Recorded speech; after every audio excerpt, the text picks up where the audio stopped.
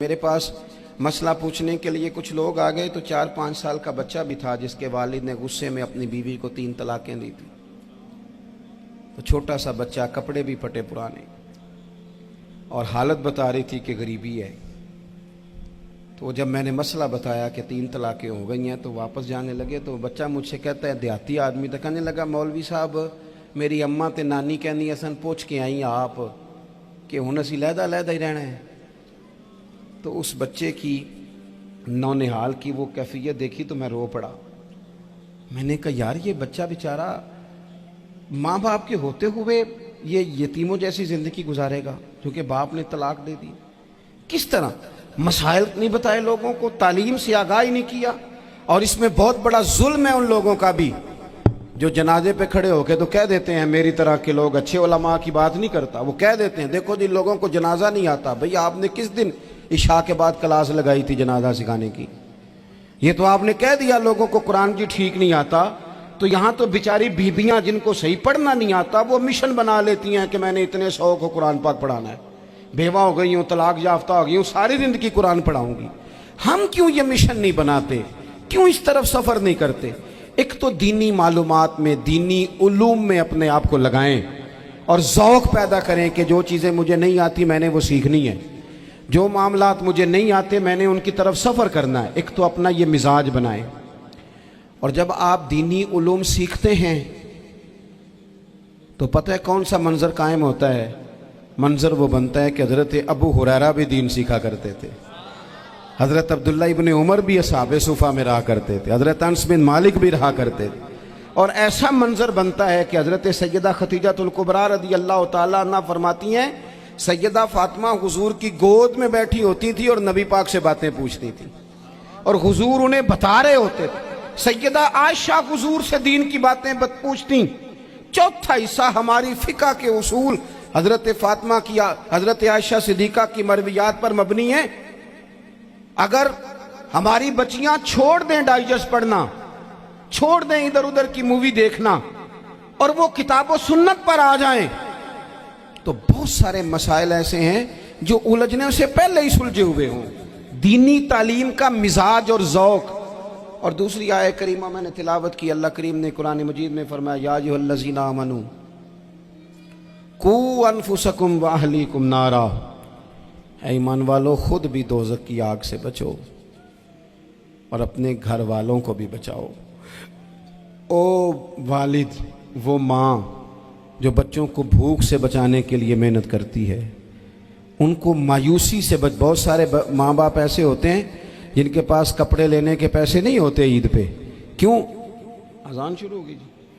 عزیز بھائی، جس طرح ہم اپنے بچوں کو دیکھیں، بہت سارے ماں باپ کے پاس گنجائش نہیں ہوتی، لیکن اس نیت سے کہ بچوں کے دل ٹوٹ جائیں گے، عید پہ کیسے گزارا کریں گے، مشکل سے بھی کپڑے خرید کے دیتے۔ اس طرح ہم اپنے بچوں کو بھوک سے، پیاس سے، مایوسی سے بچاتے ہیں۔ اس طرح ہمارے رب نے ہمارے ذمے لگایا ہے کہ تم اپنے بچوں کو کوشش کرو دوزخ کی آگ سے بچانے کی۔ حضرت عمر فاروق رضی اللہ تعالیٰ عنہ نے عرض کیا تھا، یا رسول اللہ صلی اللہ تعالیٰ علیہ وسلم، اس آیہ کریمہ کا معنی کیا ہے؟ تو محبوب کریم علیہ السلام نے فرمایا، عمر، جن چیزوں کا اللہ تمہیں حکم دیتا ہے تم اپنے گھر والوں کو ان چیزوں کا حکم دو، جن چیزوں سے رب رسول تمہیں منع کرتے ہیں اپنے گھر والوں کو ان سے روکو، اپنے گھر کے اندر نفاذ دین کرنے کی کوشش کرو۔ میرے بھائی، بہت زیادہ آزمائش ہے ہمارے گھروں میں، بے چینیاں ہیں، اضطراب ہے، بچوں میں سختی ہے، بہن بھائی ایک دوسرے کے ساتھ لڑتے ہیں، مزاجوں میں تلخی آ گئی۔ کیوں بھلا؟ اس لیے کہ ماں باپ کو جو بہترین کردار اور جو حسین طریقہ گھر میں اپنانا چاہیے تھا، بچے تقریر باہر سے سنتے ہیں لیکن وہ فالو اپنے ماں باپ کو کرتے ہیں۔ اگر ماں باپ میں حوصلہ ہو، صبر ہو، اطمینان ہو، خودداری ہو، تھوڑے پر گزارا کرنے کا مزاج ہو۔ دیکھیں نا، آج ڈپریشن ہے، ٹینشن ہے، پینکس اٹیکس ہیں، بڑی ساری چیزیں آ گئی ہیں۔ کیوں بھلا؟ صبر نہیں، تحمل نہیں، بردباری نہیں۔ آزمائے۔ ایک دن ایک بچہ میرے پاس آ گیا مدرسے کا، اور آ کے وہ رونے لگا۔ میرے گھر والے کہنے لگے کھانا چھوڑ دیں، پہلے اس کی بات سن لے۔ میں نے کہا پتر کیا ہوا؟ کسی نے مارا ہے؟ کسی استاد نے؟ کہنے لگے نہیں حضرت، घर फोन किया था तो मेरी अम्मा और अब्बा की लड़ाई हो रही है। बच्चा कांप रहा है, टांगे कांप रही हैं। मैंने कहा क्या हो क्या गया तुम्हें पुत्र, लड़ाई हो रही है तो घरों में हो ही जाती है। कहने लगे नहीं, आपको पता नहीं वो बड़ा सख्त लड़ते हैं।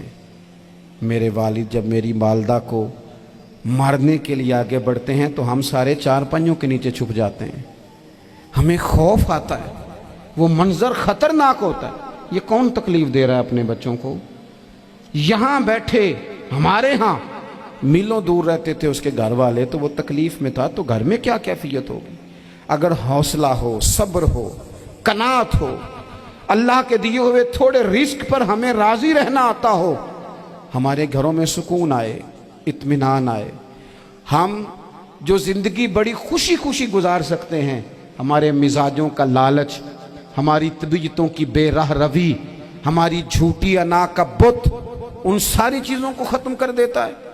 अपनी जिंदगी के अंदर अगर हम वो किरदार अपने बच्चों को दें, जिस किरदार में मोबाइल भी हो, जिसमें गाड़ी भी हो, जिसमें पैसे भी ला के अब्बा दराज में रखता हो, लेकिन वालिद का घर में मुसल्ला भी मौजूद हो, उसकी कोई तस्वीर भी हो, वो ये भी कहता हो कि खुदा ने अपने फजल से आज 5,000 दिया है तो इसमें 1,000 गरीबों का भी है, इसमें थोड़ा सा मैंने अल्लाह की रिजा के लिए भी रखा है।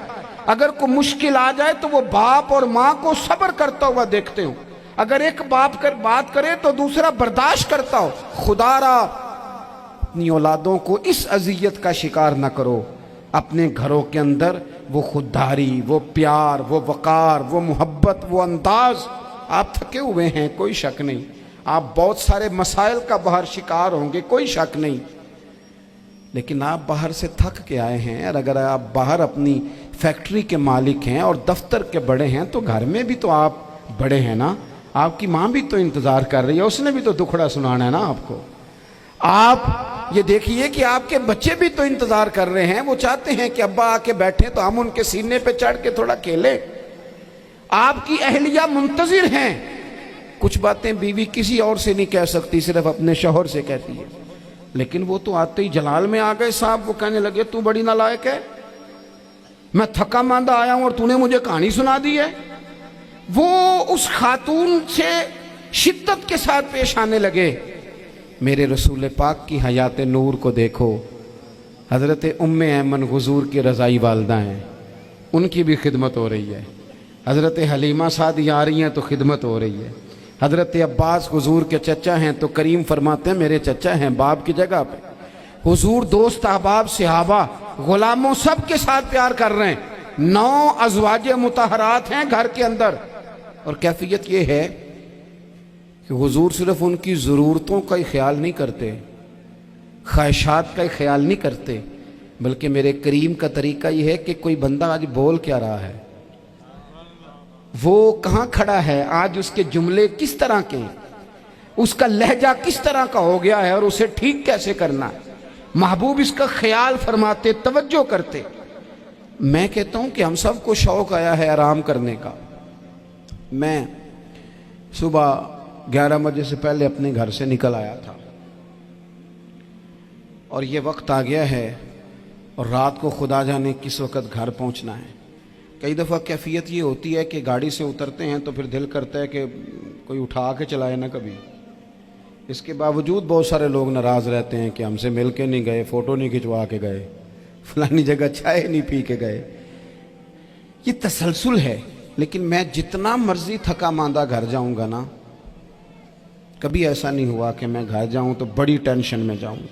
मेरी घर वाली एक दिन मुझसे कहने लगी आपने कभी नहीं कहा कि मैं थका हुआ आया, बंदा थक भी तो जाता ही है ना, कभी कहाँ करे ना। मैंने उसे कहा पता क्यों नहीं कहता, इसलिए नहीं कहता कि मैं नहीं चाहता कि मेरे बच्चे ये कहें कि हमने दीन नहीं पढ़ना, हमारा बाप तो बड़ी मुश्किल में है। हम अपने काम के बारे में अपने घर में शिकवे करते हैं। आप किसी बच्चे से पूछ लें कौन सा काम करना है, कहता जेड़ा अब्बा जी कर दे रहे वो नहीं करना। क्यों? कि अब्बा जी हर रोज़ तो कहते हैं मैं बड़ा उलझ गया हूँ, ये काम बड़ा मुश्किल है। मैं चाहता हूँ कि मैं अपने बच्चों को ये बताऊँ कि पुत्र मैं तो जिधर जाता हूँ फूल ही फूल हैं, मैं तो जिधर से गुजरता हूँ मोहब्बत ही मोहब्बत है, मैं तो जिधर से देखता हूँ दुआएं ही मिलती हैं, ताकि उनका शौक पैदा हो। मेरे अजीज, آپ تھوڑا سا دل بڑا کریں. اگر آپ ایک کی وجہ سے پورا گھر سکون میں آ جاتا ہے تو آپ دل بڑا کیوں نہیں کرتے؟ جگہ ڈھونڈتے ہیں بس مجھے کوئی تنگ نہ کرے، کوئی میری باپ ماں بدولت کو کوئی پریشان نہ کرے. بخاری شریف سنیے، حضرت عائشہ صدیقہ رضی اللہ تعالیٰ عنہ بیٹھی ہیں. حضور فرمانے لگے عائشہ آج ایک بات نہ بتاؤں تمہیں؟ یا رسول اللہ بتائیے. حضور فرمانے لگے جب تم مجھ سے ناراض ہوتی ہو تب بھی مجھے پتہ چل جاتا ہے، اور جب راضی ہوتی ہو پھر بھی پتہ چل جاتا ہے. تو حضرت سید عائشہ صدیقہ بات سن کے بڑی خوش ہوئی. یا رسول اللہ وہ کیسے؟ حضور فرمانے لگے کبھی کبھی تم قسم اٹھاتی ہو. یا رسول اللہ ہاں. فرمایا جب ہوتی ہو نا راضی خوش تو پھر کہتی ہو مجھے رب محمد کی قسم صلی اللہ علیہ وسلم. پھر تم میرے نام کے ساتھ رب کریم کا نام ملا کے قسم اٹھاتی ہو رب محمد کی قسم. یا رسول اللہ بالکل ایسے ہی ہے. اور فرمایا جب تمہارے دل میں کوئی بات ہوتی ہے نا تو پھر تم کہتی ہو مجھے رب ابراہیم علیہ السلام کی قسم. پھر تم رب محمد نہیں کہتی. یہ بخاری مسلم میں موجود ہے. حضرت عائشہ صدیقہ نے تو بات سنی تو کھل گئی طبیعت. کہنے لگی کریم صدقے جاؤں یہاں تک خیال فرماتے ہو؟ کس کے جملے کہاں پہنچ گئے یہاں تک خیال ہے؟ فرمایا مجھے پتہ چل جاتا ہے کہ تمہاری کیفیت کیا ہے، کہاں کھڑی ہو. اور بھئی ہم تو اپنی ماں کا بھی خیال نہیں رکھتے. ہمارا باپ کہاں بیچارہ کھڑا ہے، وہ تو انتظار میں تھا کہ کوئی 10 منٹ میرے پاس بیٹھے گا. توجہ ہی نہیں، جذبات کا خیال ہی نہیں.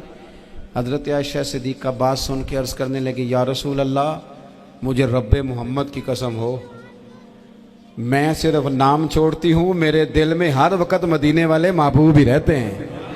نام ہی چھوڑتی ہوں صرف. او میرے دوست تھوڑا سا جا. اور دوسرا عرض کروں گا دولت اگر بہت عالی چیز ہوتی نا، بہت قیمتی، تو سب سے زیادہ سیدہ عائشہ کے گھر میں ہوتی. اگر پیسوں سے ہی سکھ آتا تو پیسے سب سے زیادہ حضرت فاطمہ الزہرا کے کاشانہ نور میں ہوتے. او میرے بھائیوں سونا وقت محبتوں سے گزارا جا سکتا ہے. او بھائی میں نے تو اپنے گھر میں یہ دیکھا کہ میرے والد صاحب گرمی آتی تو فرماتے او لو بھائی تانوں پرواہ نہیں، میں تواڈے پڑھولے چ دانے پا دیتے نے تے تواڈی ماں نے مرتبان چ اچار پا دیتا ہے. لو اب تمہیں کہیں جانے کی ضرورت نہیں پڑے گی. اس پہ بھی وقت بڑا اچھا گزرتا تھا، اس پہ بھی ٹائم بڑا اچھا. 6 کھانے کھا کے بچے نخرے کر رہے ہیں. میں نے اپنے والد صاحب سے ایک دن کہا میں کہ ابا جی تانوں پسند کی ہے؟ فرمان لگے پتر جے تے لگی ہوئے بھوک پھر تے ہر شے، اور اگر بھوک نہ ہو تو پھر نخرے ہی نخرے ہیں، پھر کیا پسند ہونا ہے؟ طبیعت نہیں. اپنے گھروں میں اپنے دوستوں میں اطمینان پیدا کریں، اضطراب سے باہر آئیں. اور ایک بات اور عرض کرنی ہے، یاد رکھنا تقریر باہر چلتی ہے گھر میں نہیں چلتی. گھر میں عمل چلتا ہے. گھر جا کے آپ لیکچر دینا نماز پڑھا کرو نماز پڑھا کرو نماز پڑھا کرو نماز پڑھا کرو تو کوئی نہیں پڑھتے گھر والے. آپ گھر میں نماز خود شروع کر دیں. نبی پاک صلی اللہ علیہ وسلم نے فرمایا گھروں کو قبرستان نہ بناؤ، کچھ نفلی نمازیں گھر میں بھی پڑھا کرو. اللہ کے پیارے رسول صلی اللہ علیہ وسلم کا گھر مسجد نبوی کے بالکل ساتھ ہے. دروازہ حضور کے گھر کا مسجد میں کھلتا تھا. لیکن نبی کریم صلی اللہ علیہ وسلم کیا کرتے تھے؟ حضرت عائشہ صدیقہ فرماتی ہیں تہجد کی نماز گھر میں پڑھا کرتے. گھر میں حضور تہجد کی نماز پڑھتے. اگرچہ گھر میں دشواری تھی، کچھ عبادات کچھ نمازیں گھر کے اندر بھی انسان پڑھے. آخری گزارش آپ حضرات سے کرنی ہے. اتنا بڑا مجمع ہے، اتنے سارے لوگ تشریف لائے ہیں. ایک گزارش آپ حضرات کی خدمت میں رکھ کے بس میں نے بات کو سمیٹنا ہے. 2 باتیں میں نے آپ کی خدمت میں عرض کی ہیں. ایک تو دینی علم کا ذوق پیدا کریں، اور دوسرا اپنے گھروں میں تھوڑا ٹھہراؤ لائیں. تھوڑا سا اپنے یہ بچوں کے دستار فضیلت کا اجتماع تھا اس لیے میں نے یہ بات عرض کی. اپنے گھروں میں تھوڑا حوصلہ قناعت لائیں. حضرت عائشہ صدیقہ رضی اللہ تعالیٰ عنہ فرماتی ہیں ایسا نہیں تھا کہ ہمارے گھر کے اندر مال نہیں آتا تھا، اللہ کے فضل سے بڑا کچھ آتا تھا، لیکن فرماتی ہم اثار کر دیا کرتے تھے. حضور کا مزاج اثار کر دینے کا ہے. یاد رکھنا شمع سے اگر کئی شمع جل جائیں تو اس کی روشنی میں کبھی کمی نہیں آتی. ہزاروں دیے بھی جل جائیں تو یہ دیے ماند نہیں پڑتے. महंगाई बड़ी ज़ोर की हो गई, गरीब आदमी की आजमाइश बढ़ गई। हमेशा महंगाई से गरीब लोग मुतासिर होते हैं। अमीरों की तो चीज़ें महंगी हो जाती हैं, वो तो सिंगल उन्होंने जमा की होती हैं, महंगी होती हैं तो डबल में बेचते हैं। गरीब पिसता है। लेकिन दुख की बात यह है कि हम एक दूसरे का साथ नहीं देते। मकरूज ज़हनी अजियत का शिकार है। 3 दिन है ना ईद के, तो एक जोड़े से भी गुजारे जा सकते हैं, एक से भी। अक्सर लोग तो वैसे ही ईद की नमाज पढ़ के सो जाते हैं, और जो बेदार भी हैं वो भी कपड़े बदल करके जानवर के ज़िबा में मशगूल हैं। हमने इस ईद पे कोशिश करनी है कि हमारी गली में, हमारे मोहल्ले में, हमारे दाएं बाएं थोड़ा सफ़र करें, बच्चों को देखें, सरकारी स्कूल से निकलते बच्चों को देखें, मसाजिद मदारस से निकलते बच्चों को देखें। हम ना एक एक दो दो का साथ दें। ये जितनी सियासी जमातें काम कर रही हैं, जिनकी हुकूमत थी, जिनकी है, पता नहीं कल किसकी आएगी, मैं तो ज़ाती तौर पर इनसे पूरा मायूस हूँ। मुझे तो नहीं लगता कि जितने लोग आज तक हुकूमत कर चुके हैं, बार बार आते हैं या पिछली हुकूमत गई है, इनके पास कोई प्लान ही नहीं है। ये तो बेचारे एक दूसरे की टांगें खींचने के अलावा ना कुछ कर सके हैं, ना उम्मीद है कुछ करेंगे। लेकिन गरीब की तकलीफ़ बढ़ गई है। मेरे पास 20 लोग आते हैं, आते तो वो दुआ का कहने हैं, आते तो सिर्फ ये बताने हैं कि इस मुश्किल में हूँ, दुआ करना। लेकिन दोस्तों, लोगों की बातें सुन के बड़ी तकलीफ़ होती है। हम क्या किसी की मदद कर सकते हैं? हमारे लिए तो मदारस चलाने मुश्किल हैं, लेकिन लोग अजियत का शिकार हैं। ज़हनी कर्ब के नीचे लोग आ गए, इतनी बड़ी अजियतें खड़ी कर दी गई हैं। थोड़ा थोड़ा देखो, 2 का खाना 3 भी तो खा ही सकते हैं ना, 3 का खाना 4 भी तो खा ही सकते हैं ना। मेरे महबूब ने हमें ये नहीं कहा था ज़्यादा गोश्त पकाना, बल्कि रसूल पाक ने तो रंग ही बड़ा सादा दिया है। करीम ने फरमाया, आयशा शोरबा ज़रा ज़्यादा कर लो, पड़ोसियों को भी सालन दे देंगे। थोड़ा शोरबा ज़्यादा कर लो, इसी को बढ़ा लो, थोड़ा शोरबा बढ़ा लें, थोड़ा थोड़ा एक दूसरे की मदद करें, दस्ते शफकत रखें। गलियों में सुनसान लोग, अब तो लोग एक दूसरे से दुख भी नहीं कहते, वो कहते हैं देना किसी ने है कुछ नहीं, और तमाशा अलग से बन जाएगा। दोस्तों, हमने खुद एक दूसरे का हाथ बटाना है। जो लोग साहिब सरबत हैं, देखो एक ही बाप की औलाद होती है, एक को अल्लाह बड़ा नवाज देता है, 2-3 कमज़ोर रह जाते हैं। उसको चाहिए वो दूसरों पे दस्ते शफकत रखे। एक गली में सारे लोग एक ही कबीले के, एक ही इलाके के, एक आगे निकल गया है, उसे चाहिए वो दूसरों का ख्याल करे। अजीज़ भाइयों, हमने इस कमर तोड़ महंगाई के दौर में, मैंने जुमे में अमीर लोगों से कहा था कि कुर्बानियाँ करनी तो है ही, तो तुम तो सारा साल गोश्त खाते हो।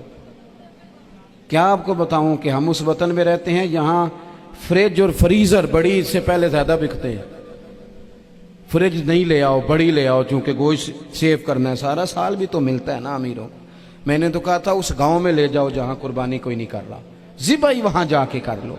थोड़ी सी गुंजाइश बनाएं अपने दिलों में। ये ज़रूरी नहीं कि सामने वाला आपका शुक्रिया भी अदा करे। हज़रत आयशा सिद्दीक़ा रज़ी अल्लाह ताला अन्हा, अम्मा जी एक कनीज़ रखी हुई थी, हज़रत उस्मान गनी ने दी थी कि आपकी खिदमत करेंगी। तो वो कनीज़ कहती है कि अम्मा जी तो मेरी भी रोटियां पका देती थी, वो तो मेरे लिए भी खाने का अहतमाम कर देती थी, लेकिन कोई दरवाजे पे अगर मांगने आता तो हज़रत आयशा सिद्दीक़ा मुझे कहती इसे खैरात दे आओ। तो मैं कहती अम्मा जी ये काम तो लोग दौड़ के करते हैं और आप ये मुझे कह रही हैं मैं कर दूं? तो हज़रत आयशा फरमाती जब कोई बंदा किसी को देता है तो वो शुक्रिया अदा करता है। मैं चाहती हूँ वो शुक्रिया भी तेरा ही अदा कर जाए, मैंने जो अजर लेना है वो रब की बारगाह से लेना है। तो मेरे भाई, अपनी ज़िंदगी में थोड़ा सा तो दिल बड़ा करें, थोड़ी थोड़ी गुंजाइश पैदा करें। और ये ज़रूरी नहीं कि उस बंदे का आपसे बड़ा अच्छा सलूक ही हो, ना भी हो उस गरीब का सलूक अच्छा, तो बाज़-औक़ात बंदा गरीबी में तल्ख भी तो हो ही जाता है ना। बाज़-औक़ात इंसान पे गुर्बत ज़्यादा आ जाए तो उसकी तबीयत भी तो, बीमार आदमी सख्त भी तो हो जाता है। तो मेरी आपसे ये गुजारिश है कि ये जो दिन चल रहे हैं वो हमारे यहाँ हमारे हुक्मरान कहते हैं मज़ीद सख्त फ़ैसले करने पड़ेंगे। वो मैंने कहा तुम्हारे लिए तो आसान है, इसलिए कि तुम तो जिस दफ्तर में बैठ के फ़ैसला करते हो उसकी तो बत्ती कोई नहीं जाती, तुम्हें क्या पता हो, वहाँ तो एसी भी 1 मिनट के लिए बंद नहीं होता। ये तो उससे पूछो बाप से कि जो ईद से पहले अपनी बीवी से मशवरा कर रहा है कि ईद आ गई है, اگر بیٹی کے گھر کپڑے نہ بھیجے تو اس کی ساس باتیں کرے گی۔ یہ چھوٹی عید گزری تھی نا، تو ہمارے ہاں کچھ لوگ سمجھتے ہیں کہ سخاوت صرف رمضان میں ہی کرنی ہے، اور رمضان میں ثواب زیادہ ہے، ورنہ راشن ونڈن والے لوگ کو عیدوں بعد بھی بھوک لگ دیجئے، عید کے بعد بھی اسی طرح ہی غریب کے ساتھ پیٹ ہوتا ہے، لیکن توجہ نہیں۔ ایک تو ذوق علم پیدا کریں، ایک اپنے گھر میں اطمینان کا ماحول لائیں۔ تیسری گزارش یہ ہے کہ مہنگائی اور سختی کے اس دور میں اپنے مسلمان بھائیوں کا، عزیزوں کا، اہل محلہ کا ہاتھ بٹائیں، پیار کریں۔